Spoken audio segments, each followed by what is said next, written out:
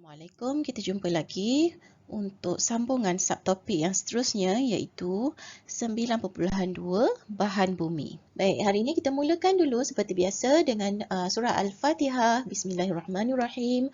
Alhamdulillahirrabbilalamin. Ar-Rahmanirrahim. Maliki yaumiddin. Iyyaka na'budu wa iyyaka nasta'in. Ihdinas siratal mustaqim. Siratal ladzina an'amta 'alaihim ghairil maghdubi 'alaihim waladdallin. Amin.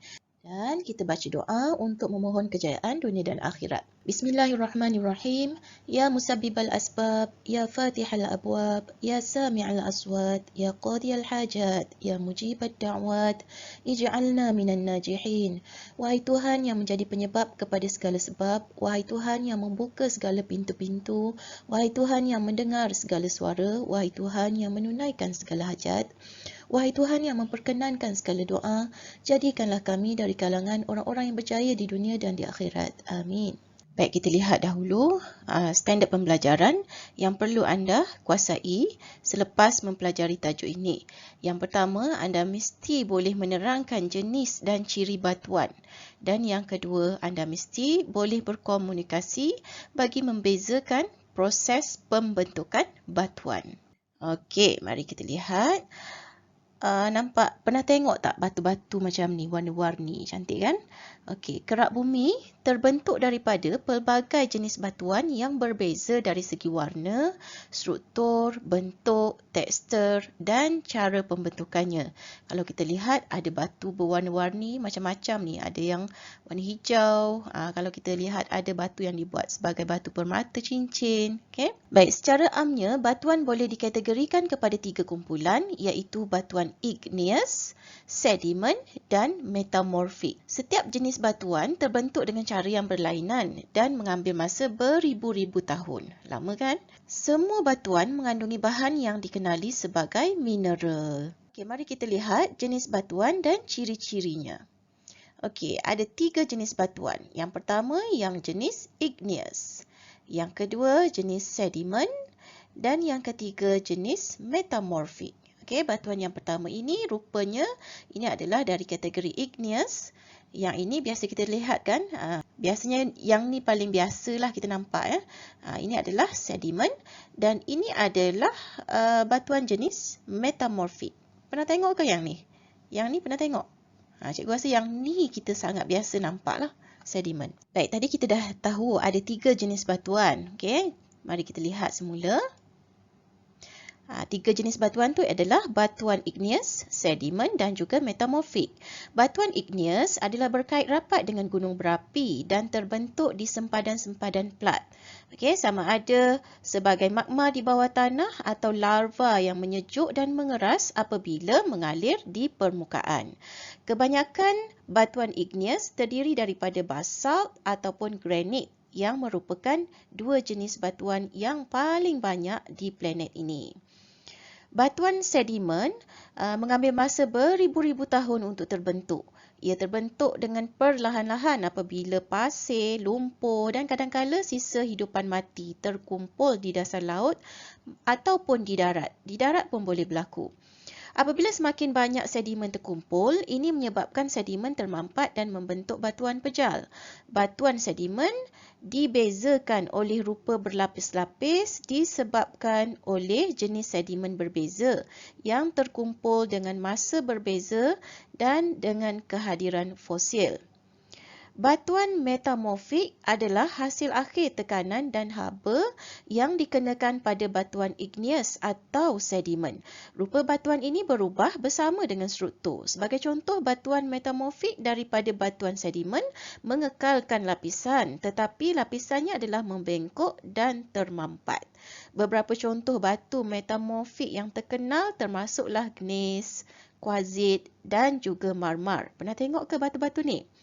Batuan dia akan berubah dari satu jenis kepada satu jenis yang lain secara berterusan. Perubahan ini dapat ditunjukkan dalam kitar batu. Terdapat proses-proses yang berbeza dalam kitar batu. Iaitu antaranya ialah luluh hawa dan hakisan, peleburan dan haba serta tekanan. Dia akan berlaku secara peringkat demi peringkat lah, dan jangka masanya mestilah jangka masa yang panjang. Okay, rupa batuan igneous. Okay, dia terbentuk daripada mana tadi? Igneous terbentuk daripada penyejukan dan pembekuan magma atau lava yang mengalir keluar dari lapisan mantle. Daripada mana? Daripada gunung berapi. Daripada bawah tu panas, dia cair, lava cair yang panas tu, dia akan keluar dan dia akan mengalir, lama-lama dia akan menyejuk. Jadi rupa-rupa batuan inilah yang akan membentuk batuan igneous. Okey, dalam ni ada pelbagai jenis bahan mineral lah. Okey, ini pula adalah rupa batuan sedimen. Jenis sedimen dia berlaku secara mendakan tadi, iaitu dia terbentuk daripada mampatan bahan-bahan enapan yang dibawa oleh sungai, glasier, angin, pasir-pasir yang mengalir. Okey, dia terdiri daripada lapisan yang banyak yang kadang-kala berongga. Ada yang berongga dan mengandungi fosil. Kadang-kadang boleh ada fosil sebab sedimen ni datang daripada bukan daripada magma. Jadi kalau magma tadi dia panas. Jadi kalau panas tak mungkinlah ada fosil, tak ada benda hidup yang boleh hidup. Fosil ni kita tahu dia terhasil daripada benda hidup yang mati. Okey, ini pula adalah batuan jenis metamorfik. Subhanallah, cantik kan? Dia punya corak ni berlapis-lapis dan coraknya ada lapisan yang beralun. Okey, ia terbentuk apabila batuan igneous atau batuan sedimen terdedah kepada tekanan dan suhu yang sangat tinggi. Okey, biasanya dia lebih keras daripada batuan asal yang membentuknya. Kalau dia berasal daripada magma, maka dia adalah lebih keras daripada igneous lah. Okey, mari kita lihat video ni. Ini adalah ulangan lah. Tadi kita dah tengok, ini adalah proses pembentukan batuan secara ulangan. Kalau kita lihat, ini adalah gunung berapi. Okey, kemudian daripada kenapa gunung berapi itu berasap? Sebab di bahagian bawah ni adanya berlaku pembakaran, okey, yang menghasilkan magma ataupun larva. Okey, larva cair dia mengalir, kemudian dia akan menyejuk. Bila dia menyejuk, dia akan membentuk batuan igneous. Okey, ini adalah batuan igneous yang terbentuk. Kemudian seterusnya, okey, batuan igneous ni tadi kita dah tahu dia punya ciri-ciri. Seterusnya, ini adalah jenis sedimen pula. Okey, sedimen bila ada hujan, ada angin, ada glasier, pergerakan akan berlaku daripada darat mungkin dia turun bersama air hujan ke laut. Jadi, dia akan angkut sekali batu, pasir dan juga mungkin ada bangkai tumbuh-tumbuhan, bangkai haiwan yang telah mati dan akan membentuk fosil lah. Lama-lama dia akan termendap dan di bawah tekanan tinggi lama-lama dia akan membentuk sedimen. Okey, boleh faham kan? Ni dah lamalah, ambil masa yang panjang. Okey, bukan dalam masa yang cepatlah untuk membentuk batuan sedimen. Okey. Dan yang ketiga adalah batuan jenis metamorfik. Okey, dia terbentuk akibat tekanan tinggi. Okey, yang berlaku ke atas pelbagai jenis batuan yang lama-lama dia akan menghasilkan batuan yang lebih keras daripada batuan asalnya. Okey, ni lebih kurang macam ni, ada pemanasan di bawah permukaan bumi.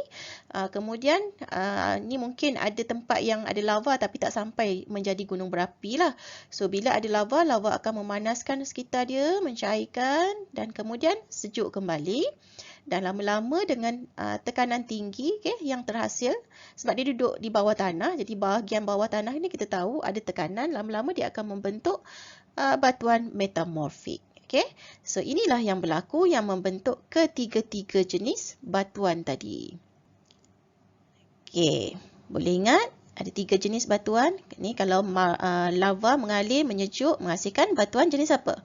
Igneous. Okay. Yang kedua pula, apabila ada angin, ada pasir, ada aliran air, okay, hujan turun, dia akan membawa batuan sehingga dia akan menghasilkan batuan sedimen. Dan yang bawah tekanan tinggi di bawah tanah ni akan menghasilkan batuan metamorfik. Okey. Okey, sekali lagi kita lihat gambar rajah ni. Gambar ni ada dalam buku teks. Okey, daripada bahagian atas tu kita tengok proses luluh hawa tu datang daripada ada hujan, panas, angin, okey, dan menyebabkan bila hujan turun, air turun bersama dia akan menyebabkan pasir, batu diangkut. ke bahagian permukaan yang lebih rendah, mungkin pergi ke dasar laut. Dan ada juga di situ pembentukan haba dan tekanan yang meningkat daripada bawah tanah yang menyebabkan proses-proses yang telah cikgu terangkan tadi. Okey, sekarang mari kita cuba jawab praktis formatif 9.2. Soalan yang pertama. Bagaimanakah batuan sedimen, batuan igneous dan batuan metamorfik terbentuk? Jelaskan. Ada 3 ni kena jelaskan, jadi kena tahulah. Tadi cikgu dah bagi tahu hasil pembelajaran yang perlu anda capai antaranya ialah anda mesti tahu menerangkan bagaimana batuan-batuan ini terbentuk. Okey, batuan igneous tadi cikgu dah terangkan, ia terbentuk apabila magma daripada letusan gunung berapi menyejuk apabila sampai ke permukaan. Okey, batuan sedimen pula diterbentuk daripada pelbagai proses pemecahan batuan, antaranya luluh hawa, hakisan dan akhirnya diangkut oleh air sungai ke laut dan termendap di situ. Okey, luluh hawa ni hujan panas menghasilkan luluh hawa lah. Okey, hakisan pula bila ada angin ataupun hujan, okey, dan akhirnya termendap. Dan yang ketiga, batuan metamorfik ialah batuan hasil tindakan tekanan dan haba ke atas batuan igneous dan juga batuan sedimen. Tadi ada 2 jenis kan, igneous dengan sedimen. Dua-dua ni bila dikenakan tekanan dan juga haba, maka dia akan menghasilkan batuan metamorfik. Sebenarnya dia berasal daripada 2 jenis batuan ni lah. Okey, tapi hasilnya batuan metamorfik ni dia lagi keras berbanding dengan igneous dan juga sedimen. Okey, soalan yang kedua. Mengapakah fosil tidak dijumpai dalam batuan igneous? Kena ingat balik, igneous ni asalnya daripada apa tadi? Ya, dia berasal daripada magma. Magma yang panas. Jadi kalau magma tu panas, lava cair, okey, bila dia panas, boleh ke benda hidup hidup kat tempat yang ada magma tu? Jadi batuan igneous ni terbentuk daripada magma panas yang menyejuk. Jadi magma ni suhunya sangat tinggi. Jadi mustahillah ada hidupan yang dapat hidup di dalamnya. Jadi sebab itulah fosil tidak dijumpai dalam batuan igneous. Okey, soalan yang ketiga. Mengapa batuan metamorfik lebih keras daripada batuan igneous dan batuan sedimen? Ya, sebab batuan metamorfik lebih keras kerana dia terbentuk akibat tekanan dan suhu yang sangat tinggi. Okey, jadi cikgu harap selesai ni anda boleh. Okey, jadi cikgu harap anda bolehlah memahami tajuk ini dengan baik dan cubalah jawab latihan dalam buku Science Process Skill di muka surat yang telah cikgu nyatakan di bahagian deskripsi video ini. Jumpa lagi. Assalamualaikum.